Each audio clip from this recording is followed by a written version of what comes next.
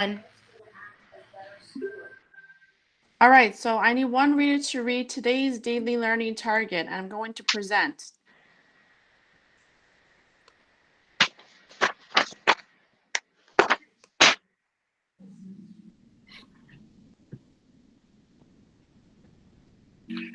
Does everybody see it? Yes.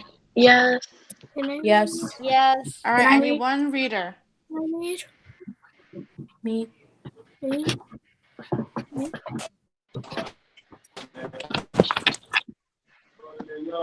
Angelina wants to read. All right, go ahead, Angelina. Students will be able to learn to recognize figurative language and the different types of figurative language and their purpose in literary texts. So we've been working on two types of different texts. We've been working on informational and literature. Today we're going to be working with literature. So think about the structure, think about the format. Figurative language. How is figurative language being used? Okay. Quick question. Would you rather trudge through the snow or stroll through the snow? Notice that you see the word trudge being highlighted in yellow and the word stroll. Who can tell me what is the difference? And we've talked about word choice and the way certain words evoke certain feelings. Would you rather trudge or would you rather stroll?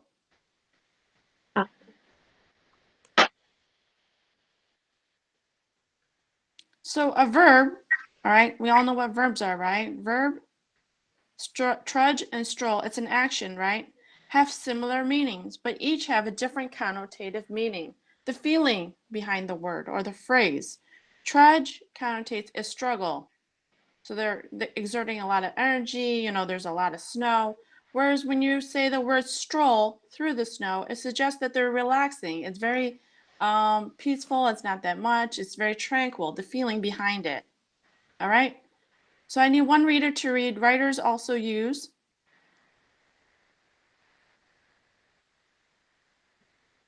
Can I read? Go ahead. Writers also use words in imaginative ways to create interesting effects. This kind of language is called figurative language. Figurative meanings are different from usual meanings of the words. Look at the cartoon. Tears fell from her face like rain from the sky. Thank you, Mariah. Why do you think the writer compares the girl's tears to rain?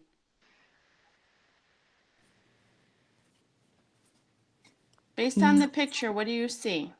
I see that she fell off the bike. She has a little boo-boo right here. And she cried. Mm-hmm. All right, I need another reader to read the figurative language, the definition, and the example. Me. Go ahead. Me? Who, me? Who? Amanda. Amanda, go ahead. Okay. Figurative language. Smile, metaphor. Simile. Wait, what? Simile. Oh, simile. Metaphor. Personification. Personification.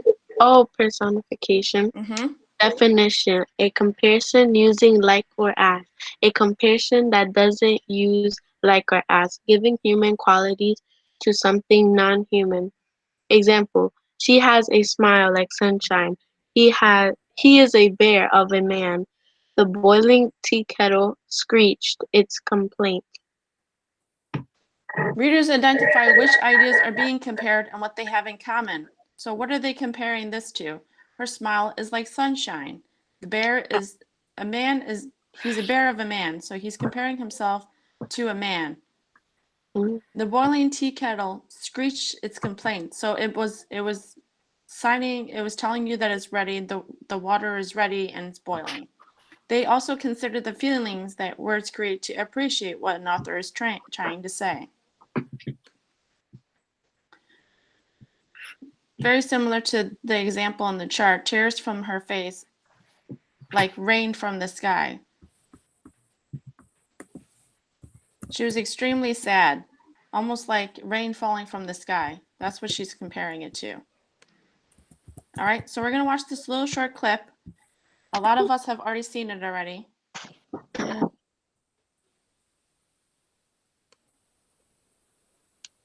Wow.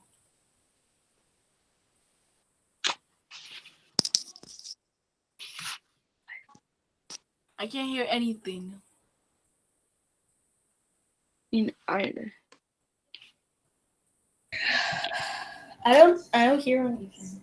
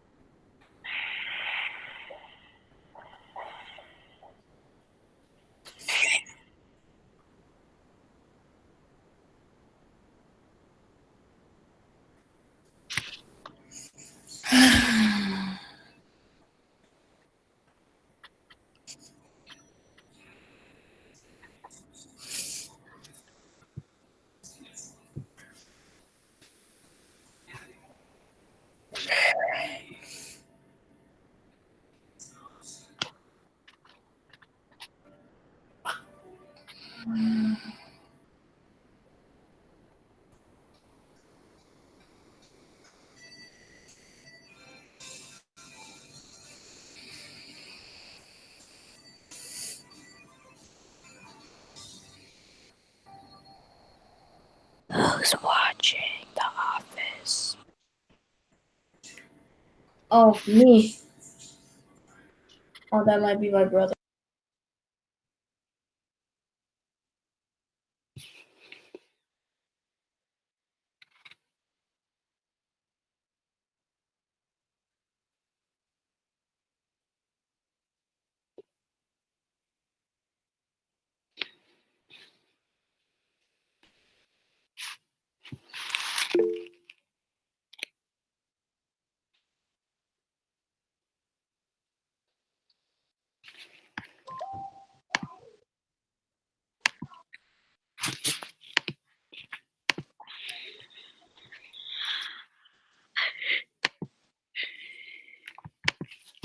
All right.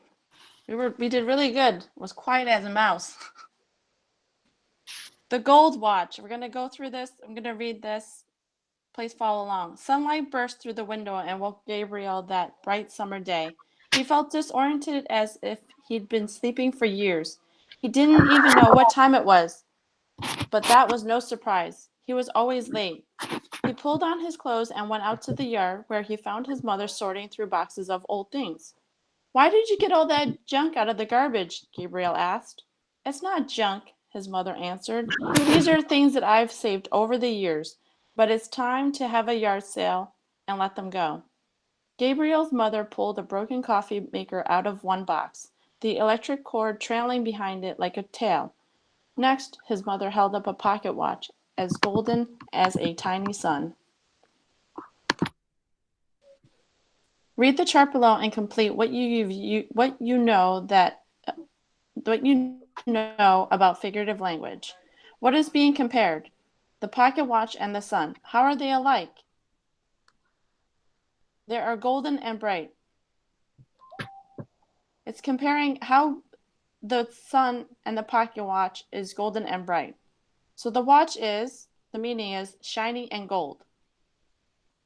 Now look at the first sentence of the story. Sunlight burst through the window. How does this personification help describe the sun's effect on Gabriel?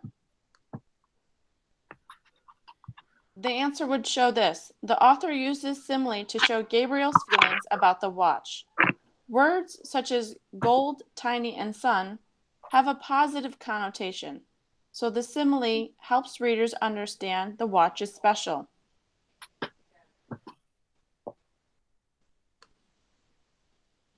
All right, can I get one reader to read this part right here, this old thing?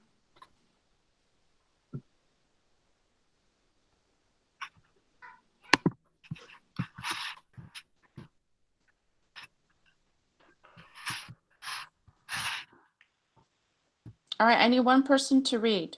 Me. Me. This old Who's thing was me? your grandfather's, Esther. Esther, go. This old thing, continue reading the short story, use the close reading and the ink to help you answer the question. This old thing was your grandfather's, she said, smiling at the watch like it was a familiar friend. I don't think it works. I suppose people would think it's pretty worthless. But Gabriel? Gabrielle Mm-hmm. Gabriel asked his mother for the time, wound up the watch, and let it swing from its chain like a pendulum. The ticking sound it made was as steady as a heartbeat. Just then, some storm clouds crossed the sun, heavy with the rain of a summer storm. But Gabriel now had a new treasure, which he polished until it shined, and he tucked it carefully into his pocket so he would always know the time. Circle. Should I read it there? Go ahead. Circle the correct answer. Which word from the story best describes how Gabriel feels about the watch? A. Treasure. B. Worthless. The answer? I think it's A. Treasure. All right, if you think it's A, you're going to write it in that box A. If you think it's B, you're going to write it in the box B. And if you think it's C, you're going to write it in the box C. You're going to write C in the box in that chat box.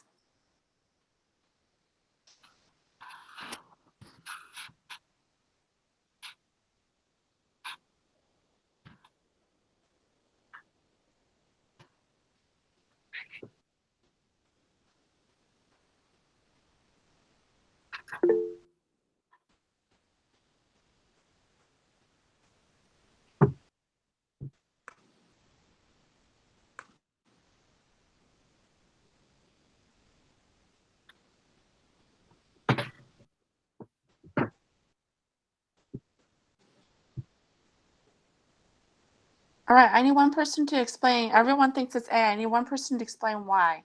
Let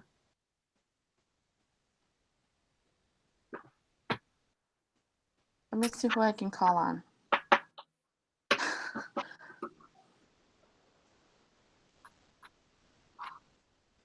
Jameer, I want you to explain. Go ahead. Explain why did you pick A? Well, can you go back to the passage? Can you go back to the passage? The passage is right here. All right. The reason I picked A because it says in the passage, just then some storm clouds crossed the sun, heavy with the rain. Wait, what does that say? Rain? That says rain. Mm-hmm. Rain of Heavy the with sun. this. Mm-hmm. And then it says, but Gabriel now had a new treasure, which he polished until he shined. All right. So you picked treasure because it was in the text. That's why you picked it. Yes. All right. Anyone else would like to add on, or anyone else disagrees? I chose A because I the way Gabriel felt about the pocket watch, he really liked it, and the fact that he polished it until it shined shows that it was really special, and he thought it was really special to him. So he polished it and took very good care of it. Excellent, Chris. Now, the way Jameer approached the question was, okay, he looked in the text, that was good. But then we were talking about the way that the connotation, and because we knew that it was special, I agree with Chris in her reasoning as to why she felt that Gabriel feels that that watch is very special to him.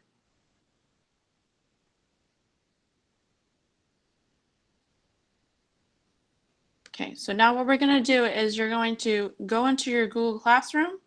This PowerPoint is also in Google Classroom for you to refer to. You're going to start reading the article from To Build a Fire and answer the 3 multiple choice questions and the short response using rate. Now that after you finish reading To Build a Fire, you can go ahead into Google Classroom and fill out your questions in that Google form.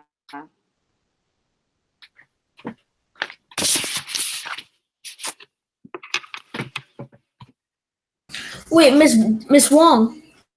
Yes. It says for the questions, it says I already submitted, but I haven't even done it yet. So if you haven't already done it, you can just send me that through the Google Classroom or send me from the physical packet itself. But can you send me again, because it says I completed it already. But I haven't even submitted it yet. Because it's so cute. You're talking about today's work time?